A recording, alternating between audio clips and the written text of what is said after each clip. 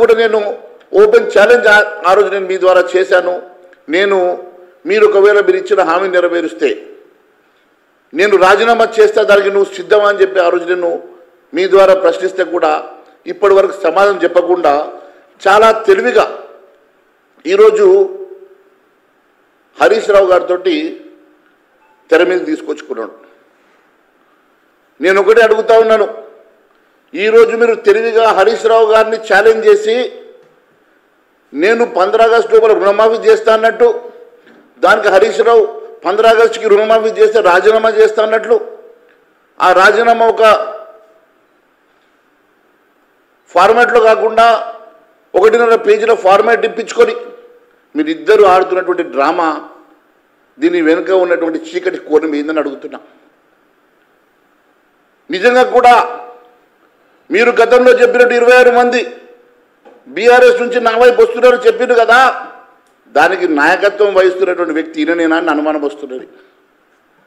హరీష్ రావేనా మీకు బీఆర్ఎస్ నుంచి వచ్చే షిండే అని అర్థం ఇప్పుడు అర్థమవుతున్నది. హరీష్ రావుకు నీకు మధ్య ఉన్నటువంటి చీకటి ఒప్పందం వల్లనే ఈరోజు మీరు కొత్తగా నువ్వు హరీష్ రావు కలిసి ఒక నాటకం ఆడుతూ నువ్వు రాజీనామా 15 తారీఖు లోపల రాజీనామా చేస్తా నువ్వు అనడం, ఆయన ఛాలెంజ్ అనడం. అయ్యా, నువ్వు ఇస్తామన్నటువంటి హామీలు గత ఎన్నికలకు సంబంధించినటువంటి హామీలు, నువ్వు ఇస్తామన్నటువంటి హామీలు గత ఎన్నికల్లో మీ మేనిఫెస్టో ద్వారా చెప్పినటువంటి హామీలు, దాంట్లో రుణమాఫీ ఒకటే లేదు కదా. మరి రుణమాఫీ గురించి మీరు ఈ రకంగా మీరు ఒకవేళ ఛాలెంజ్లు తీసుకోవాల్సిన అవసరం ఏమున్నదని అడుగుతున్నాం.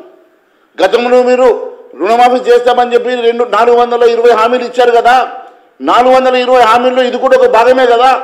అంటే కేవలం ఒక్క రుణమాఫీ విషయంలోనే నువ్వు ఛాలెంజ్ తీసుకుంటున్నావు అంటే మిగిలిన 419కి మీరు ఛాలెంజ్ తీసుకోరా, అమలు చెయ్యరా, వాటి గురించి పట్టించుకోరా, వాటి మీద ఒట్లు పెట్టుకోరా, అవన్నీ గట్టు మీద పెడతారా, లేకుంటే ఎగ్గొడతారా?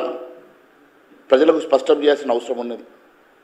కేవలం ఒకటే సబ్జెక్ట్ని రుణమాఫీని తీసుకొని ఇంత పెద్ద ఎత్తున మీరు హంగామా చేస్తూ రుణమాఫీ కోసం, అసలు రుణమాఫీ చేయకుంటే అధికారం ఎందుకట?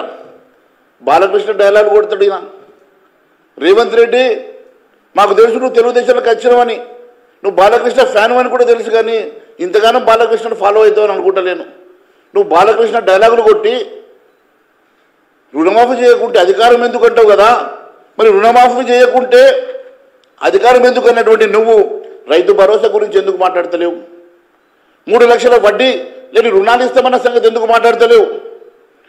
వృద్ధాప్య పెన్షన్ 4,000 ఇస్తామన్న సంగతి ఎందుకు మాట్లాడతలేవు? మహాలక్ష్మి కింద 2,500 గృహిణులకు ఇస్తామన్న సంగతి గురించి నువ్వు ఎందుకు ఈ రకంగా ఛాలెంజ్ చేయడం లేదు? అదేవిధంగా నిరుద్యోగ వృద్ధి విషయంలో కానీ, నిరుద్యోగులు 4,000 రూపాయలు ప్రతి నెల ఇస్తామన్న సంగతి కానీ, వారికి ఇస్తామన్నటువంటి ఉద్యోగ క్యాలెండర్ల విషయంలో కానీ ఒక్క రోజున మాట్లాడినవా? విద్యార్థుల విషయం, స్కూటీలు ఇప్పిస్తామని చెప్పిన విద్యార్థులు